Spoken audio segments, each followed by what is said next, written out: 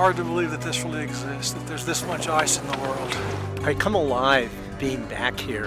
There's always a thrill when we find something in the ice. He'd look up at us and then turn and put his head down and look up at us. It's almost like he was posing for us when he turned to look at us. It was right in front of our ship. This is real high Arctic, and we've got high Arctic conditions. It's primal, it's primordial, it's exciting, it's great to share it with so many people who feel the same way I do. We're all a little crazy.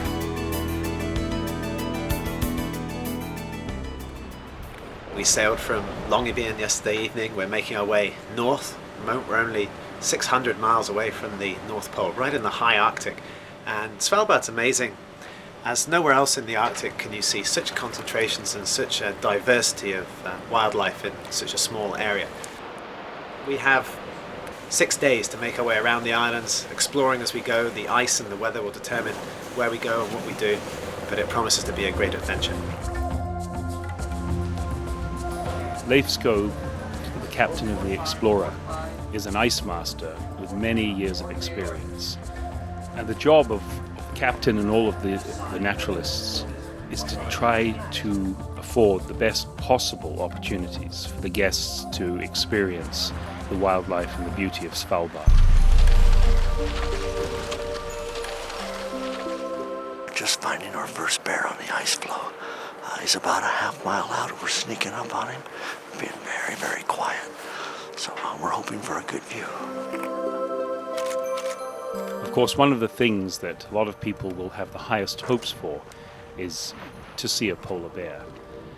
And at this time of year, this is a fabulous time of year to see polar bears at Svalbard because they're still utilizing the ice for hunting. It's big, it's beautiful, and it's just captivated everyone. Fabulous, unbelievable.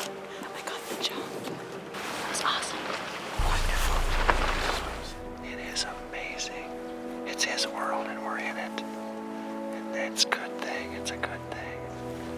I live in an urban area. You feel it's somewhere else. I've got to worry about how I get home, get through the commuter traffic.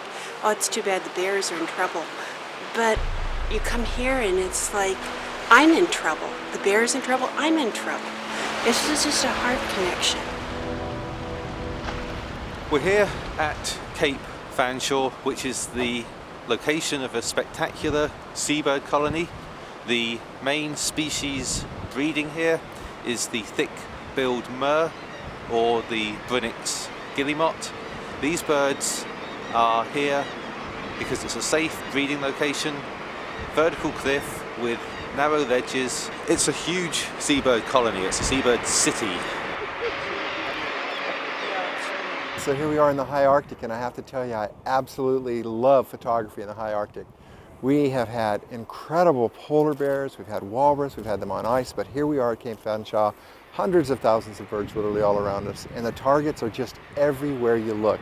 For photography, it's fantastic with all the different photo opportunities, from grand scenics, where the wildlife, you're seeing the wildlife in its landscape, and then also some of the close approaches where you can get very intimate shots of the wildlife. I mean, every day has its high points photographically and otherwise too. It's just been an amazing place to work. The light is, even with the overcast, has provided us this soft, gorgeous light, which is wonderful to shoot wildlife in. I really enjoy coming on the photography trips now with Lindblad and National Geographic to go back to the same places, and instead of being in a little nylon tent, being on a boat where you get to talk about photography and what you're doing and how your day went. And it's also, I never thought it would be so much fun to help other people make pictures. So this morning we went out with our ROV, or remotely operated vehicle.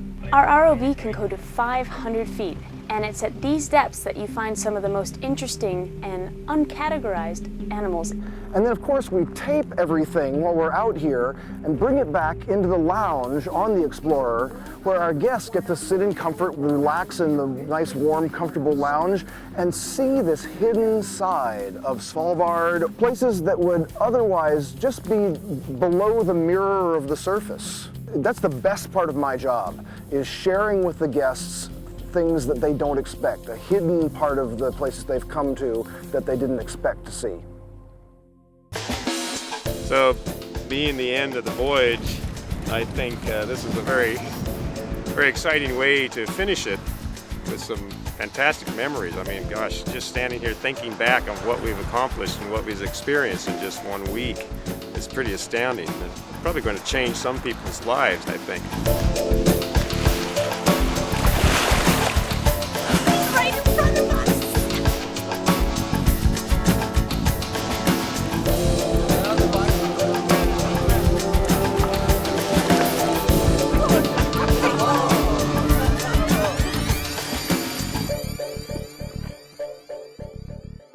The difference between an expedition and a cruise, to me, is significant.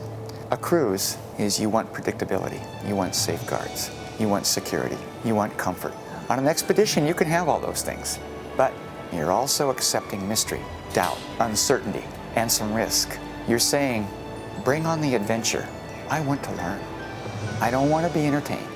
You can go back and see your work differently, see your family differently, see your life differently. An expedition can be life-changing. A cruise cannot.